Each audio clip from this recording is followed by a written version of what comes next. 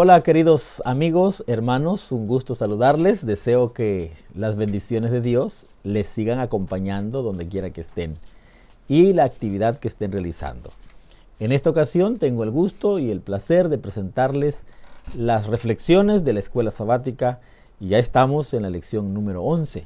Es bastante rápido como se ha ido nuestro trimestre. Quiero desearles un feliz sábado a todos ustedes y deseo que las reflexiones puedan significar mucho en su vida. Quiero invitarles para que inclinemos el rostro y oremos.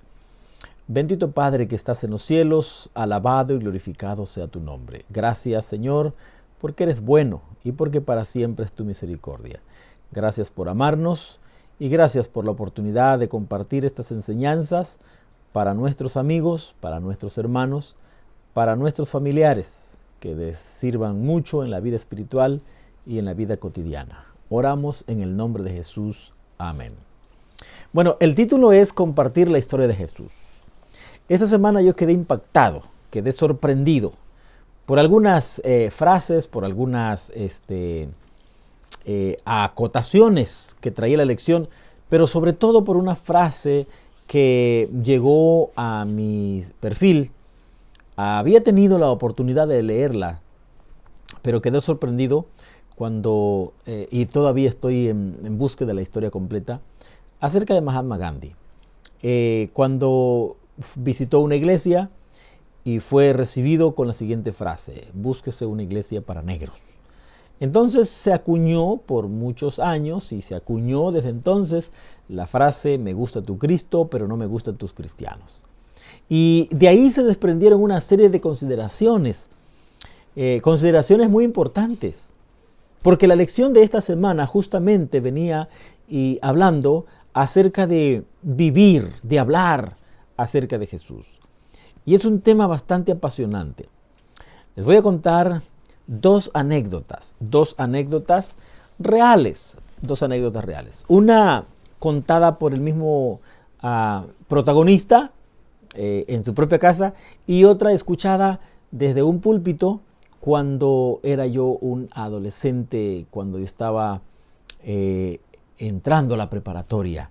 Terminé la secundaria y fui a la preparatoria y escuché una ilustración de un gran predicador de aquel tiempo. Este predicador contaba lo siguiente. Dijo que un joven le invitó a dar un estudio bíblico y en el camino, en el trayecto a la casa del interés, el muchacho inquieto le dijo: pastor, lo traigo a usted porque yo quiero que les hable de la verdad. Sí, le dijo el pastor, le dijo el mentor. Claro, a eso hemos venido. Tú dime quién es y me presentas y déjame a mí, yo voy a darle el tema. Cuando empezó el estudio bíblico, estaba en una mesa, estaba el estudiante, estaba el invitado que venía con la intención de hablar acerca de la verdad y las personas que estaban allí. Pero el punto era, el objetivo era el padre de familia, el objetivo era el señor de la casa, ¿no? Y empezó el estudio y el pastor empezó a hablar de Jesús que perdona, del Jesús que transforma, del Jesús que murió, del Jesús que resucitó, del Jesús que ascendió y del Jesús que está próximo a venir. En medio de todo eso, el muchacho por debajo de la mesa le pateaba al pastor y queriéndole decir a qué horas le va a hablar de la verdad. Y finalmente el estudio terminó. Eso lo que les estoy contando pasó en 1984-85. Escuché en mi tierna juventud esta historia y quedé impresionado por eso. Cuando terminó el estudio y venían de regreso al colegio, el joven estaba un poco inquieto, molesto, incómodo. Y el pastor le preguntó: muchacho, ¿por qué estás quieto? Si lo traje a usted es para que les hablara de la verdad. Pero a mí se me hace que usted todavía no comprende cuál es la verdad. Y el pastor le hizo una pregunta al joven. Le dice: ¿y según tú quién es la verdad? ¿O qué es la verdad? Entonces el muchacho le dije: pastor, yo lo traje para que le hablara acerca del sábado. Yo quería que le hablara de la verdad, pero usted se puso a hablar de otras cosas. Y el pastor concluyó su historia diciendo que muchas veces nosotros confundimos doctrina con verdad. Muchas veces nosotros confundimos la esencia del evangelio con otras cosas. Jesús dijo en San Juan 14, yo soy el camino, la verdad y la vida, y nadie viene al Padre si no es por mí. Esa historia la escuché narrada desde la perspectiva de un predicador en 1984. Impactó mi vida y entonces dije, no hablaré de otras cosas más que de Jesús como la verdad y la vida. La historia segunda que les voy a contar sucedió hace algunos meses, en medio, quizá no en medio, sino al inicio de esta pandemia. Visitamos a una familia muy querida, una familia muy unida, una familia muy linda, que nos invitaron al rancho. Y dijeron, vamos a pasar el sábado, un fin de semana. Finalmente aceptamos y fuimos. Estuvimos, si no mal recuerdo, jueves, viernes, sábado y el domingo nos regresamos. Resulta ser que mi pregunta inicial fue, hermano, ¿cómo ha crecido el evangelio en esta zona? ¿Cómo ha crecido el trabajo misionero? Le dije. Y me dijo, pastor, estamos estancados porque tenemos un obstáculo aquí. ¿Cuál es ese obstáculo? Y me dice, aquí la gente no quiere saber nada de nosotros porque ellos dicen que no les hablamos de otra cosa más que de la ley y del sábado. Sábado y la ley. No saben hablar de otra cosa ustedes. No saben hablar de otra cosa. Hace unos momentos platicaba con mi suegro y me contaba una historia que quizá en el transcurso de la reflexión se las voy a contar. Familia querida, Jesús es el centro. Hace algunos años venían los mensajes de las grandes campañas y nunca voy a olvidar ese mensaje, ese título, El superhombre de la historia. Y eran temas que hablaban acerca de Jesús. Pues esta semana fuimos reconvenidos, esta semana fuimos llamados, esta semana fuimos invitados para volver a esa senda de hablar de Jesús, de hablar, de apasionarnos de Jesús. Hace también algunos años atrás, una mujer, una muchacha, una jovencita que conocí en su edad preparatoriana, ahora madre de familia, profesionista, muy buena profesionista, me dice, pastor, ya la iglesia ya no quiere hablar de esos temitas que cómo Jesús transformó la vida de Zaqueo, que cómo Jesús convirtió el agua en vino. No, pastor, queremos hablar, queremos que nos hablen de los grandes temas proféticos, de los temas cruciales. ¿Cómo va a entender la gente esos temas si no conoce a Jesús? ¿Cómo? Pero bueno, hay diferentes perspectivas. Y por eso dije que esta semana fuimos reconvenidos a voltear y a compartir la historia de Jesús. El texto que se escogió es 1 de Juan, capítulo 5, versículo 13. A la letra dice, estas cosas os he escrito a vosotros, que creéis en el nombre del Hijo de Dios, para que sepáis que tenéis vida eterna y para que creáis en el nombre del Hijo de Dios. Para que creáis en el nombre del Hijo de Dios. Comenzaré pues con nuestras reflexiones para esta ocasión. Nada testifica más en favor del Evangelio que una vida cambiada. Los primeros evangelistas, los primeros misioneros, no fueron graduados de las grandes universidades. Los primeros misioneros enviados de manera directa por el Señor Jesús fueron hombres que habían sido azotados por el enemigo, que habían sido sacudidos por el mal, aquellos endemoniados, que un evangelista dice que eran 2 y otro evangelista dice que eran 1 en representación de los 2, sea cual fuera la cantidad. Pero lo que tenemos que saber es que esos primeros misioneros llevaban por delante una carta irrefutable, y la carta irrefutable era una vida transformada, porque nada testifica más en favor del Evangelio que una vida cambiada. Seguimos. Pueden cuestionar todo, y escúchame bien, pueden cuestionar tu día de reposo, pueden cuestionar tu forma de adorar, pueden cuestionar tu vestimenta, Pueden cuestionar hasta la liturgia de tu culto y pueden cuestionar hasta la imagen corporativa de tu religión.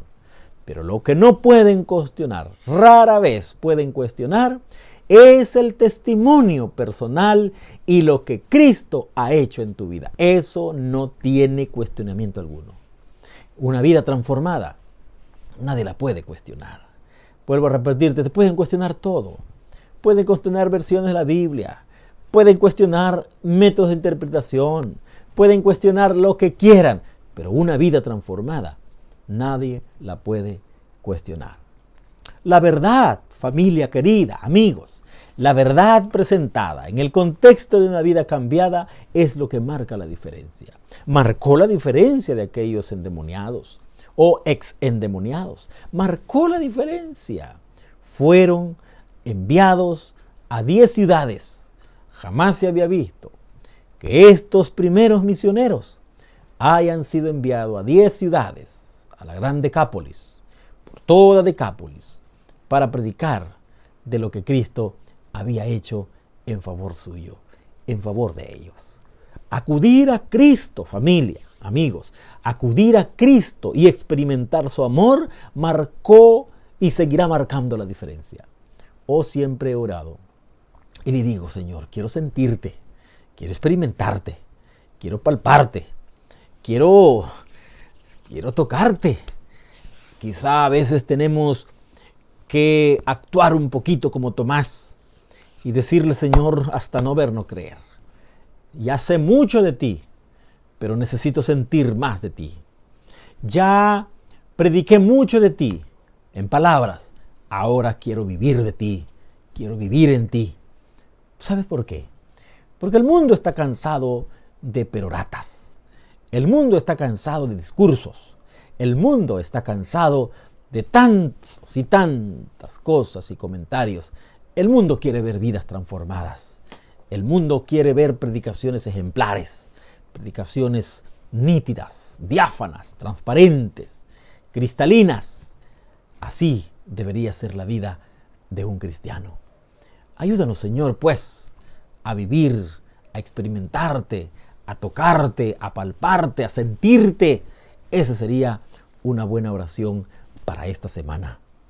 En Cristo, como la vida adquirió un nuevo significado, la vida adquiere un nuevo significado en Cristo y tiene un nuevo propósito. Es allí cuando todas las cosas van a ser diferentes.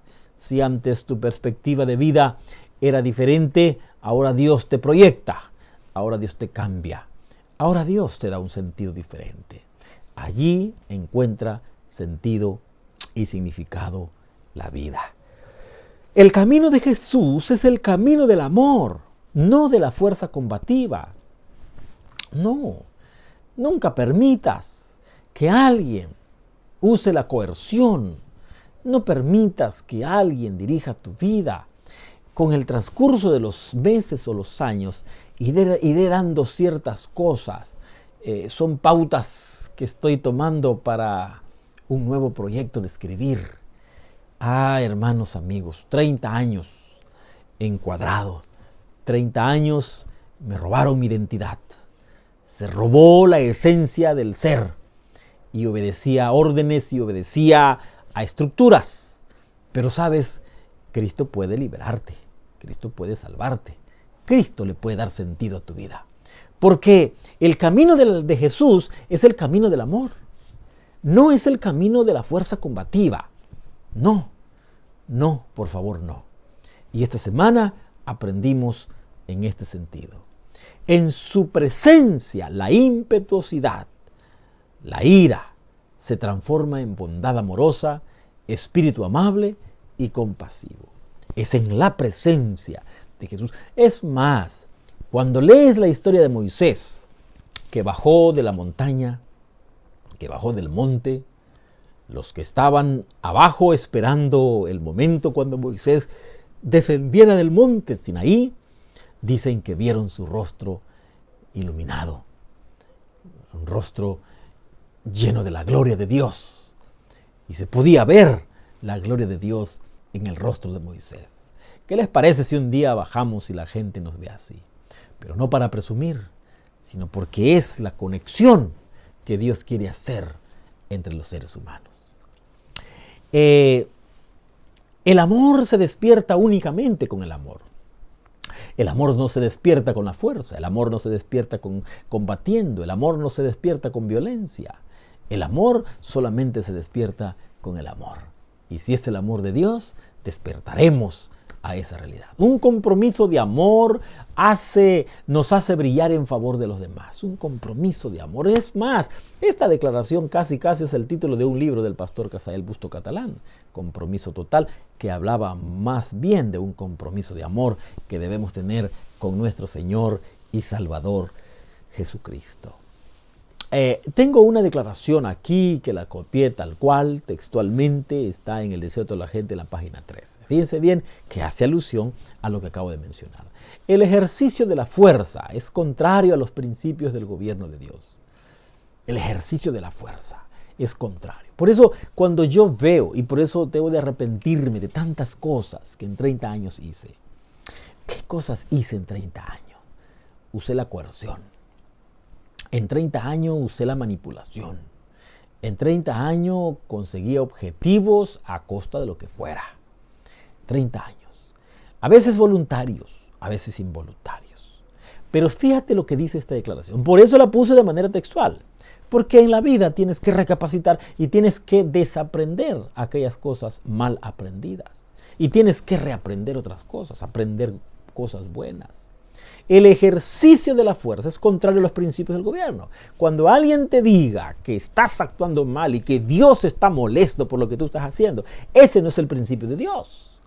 Ese no es el principio del gobierno de Dios, porque el ejercicio de la fuerza es totalmente en contra al gobierno de Dios, a los principios del gobierno de Dios. Es decir, si alguien se acerca a ti y te dice, ¿sabes qué? Si supieras lo molesto que debe estar Dios con ese pecado que cometiste, ese no es el principio de Dios. Ese es un principio raquítico humano que quiere desestabilizar, que quiere hacerte menos. Ese es un principio diabólico. Ese es un principio diabólico. Y muchos de nosotros estamos cayendo en ese principio diabólico. Tenemos que hablar el mismo lenguaje del cielo. Él desea solo el servicio de amor. Y el amor no puede ser exigido. Jamás. El amor no puede ser exigido. No puede ser ganado por la fuerza o la autoridad. El amor se despierta únicamente por el amor. Qué extraordinaria declaración. Qué extraordinaria declaración. Amigos, familia, hermanos. El testimonio de una vida transformada prepara el caminar para otros. La gente no va a seguir doctrinas, la gente va a seguir vidas transformadas, porque esa vida transformada hay un cambio por detrás y ese cambio es generado, es ocasionado por la mano poderosa de Dios. Así que tengamos cuidado cuando predicamos y no avalamos con el testimonio, porque sería como perder el tiempo, ¿no? Sería como echar al aire palabras y que se las lleve el viento sin ningún sentido, sin ninguna responsabilidad y sin ningún resultado. Sin la seguridad de la salvación personal, el testimonio es nulo. No podemos navegar con la idea de que quién sabe si soy salvo. Porque tener la seguridad de mi salvación, tener la garantía de la salvación, le da seguridad a los demás.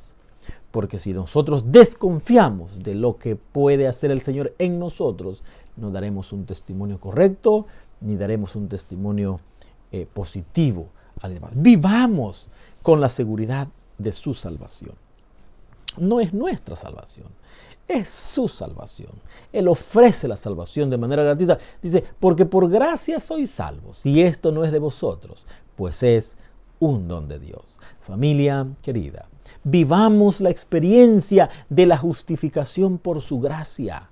Vivamos esa experiencia de la justificación por su gracia, y estoy convencido que cuando vivamos, David llegó a experimentar el cierto desapego, había perdido la esencia, pero Dios no lo estaba condenando, Dios no lo estaba juzgando. Es la pecaminosidad del ser humano que nos hace reconocer nuestra condición, y David se sentía perdido, pero no es que Dios lo haya abandonado, no es que Dios lo haya desechado. Él dijo: devuélveme el gozo de tu salvación. Y entonces David llegó a experimentar el gozo de la salvación. Vivamos libres de condenación del pecado. Podemos vivir libres de la condenación del pecado. ¿Y sabes por qué? Porque Romanos 5, capítulo 1 capítulo 5, versículo 1 y versículo 8 nos ilustran que podemos ser libres. Ninguna condenación hay para los que están en Cristo Jesús. Y esto es conforme a los que a su propósito son llamados. Es decir, Dios nos llamó para salvación. Dios nos llamó para justificación. Dios nos llamó para que vivamos vidas santificadas y vidas justificadas. No podemos testificar de manera positiva si no tenemos el gozo y no tenemos la seguridad de nuestra salvación.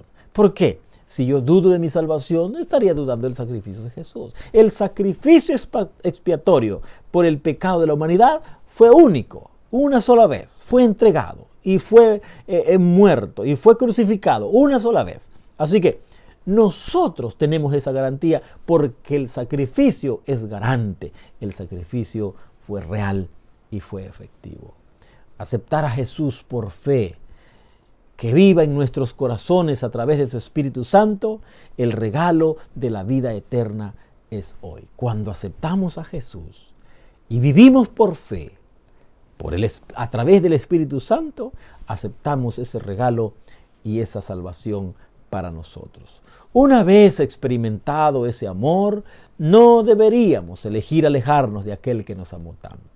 No deberíamos alejarnos. Una vez que aceptamos a Jesús como el Salvador de nuestra vida, una vez que Jesús es la guía de nuestra salvación, una vez que Jesús es el ancla de nuestra existencia, entonces no deberíamos, por nada del mundo, hermanos, no deberíamos alejarnos de aquel que nos amó tanto. El dolor de la confesión del viejo hombre es doloroso, pero vale la pena. ¿Cuánto de nosotros hemos sufrido? Y seguimos sufriendo, hermanos.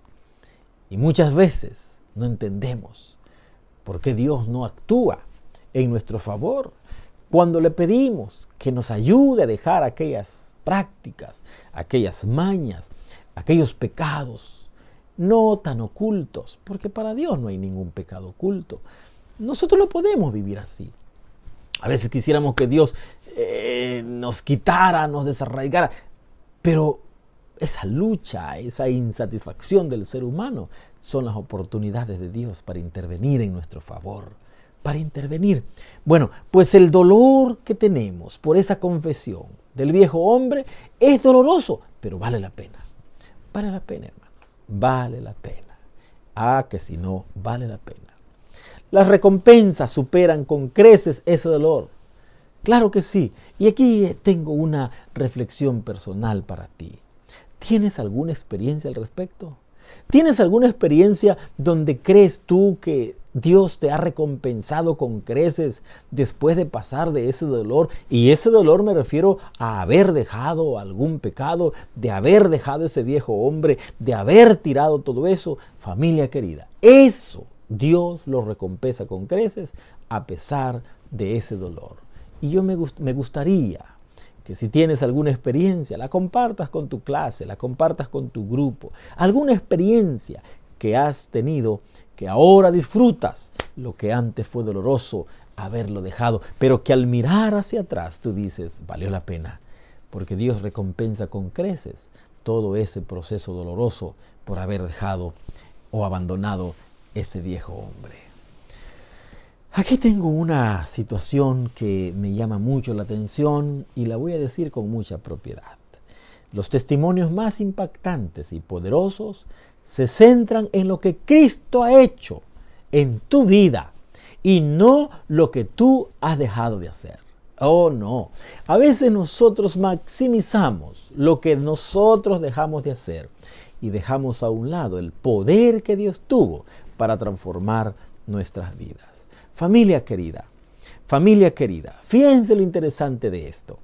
Cuando yo escucho un testimonio donde resaltan más lo que él o ella dejó de hacer, es un testimonio que no tiene impacto, que no iba a impactar en la vida de los seres humanos. Pero cuando resaltas el poder de Dios, que obró en favor tuyo, ayudándote a dejar en eso es un testimonio que impacta. Hace algunos años escuché a un hermanito decir, un testimonio tal como te lo voy a contar.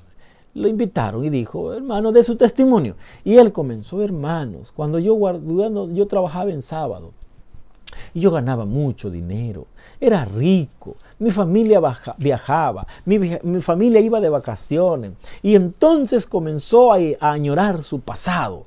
Y entonces terminó su testimonio de la siguiente manera.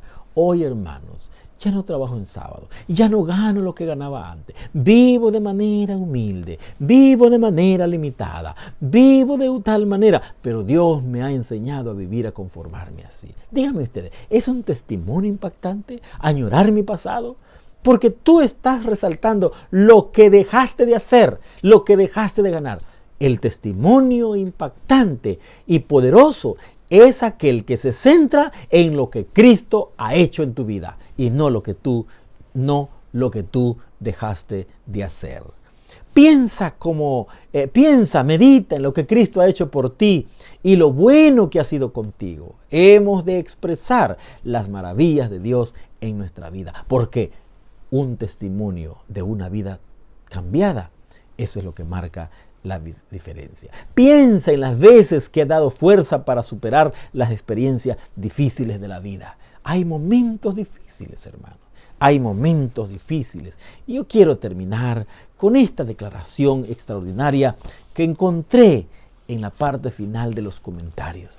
Hablar de religión de una manera casual, el orar sin hambre del alma ni fe viviente, no vale nada.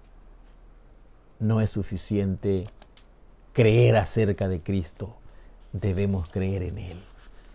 Familia querida, esta ocasión yo te invito para que en el nombre del Señor tomes en cuenta estas reflexiones y comiences a pensar en lo que podemos hacer de aquí en adelante. Hablemos de Jesús, hablemos de su grandeza, contemos la historia. Hay un himno que dice, grato es contar la historia.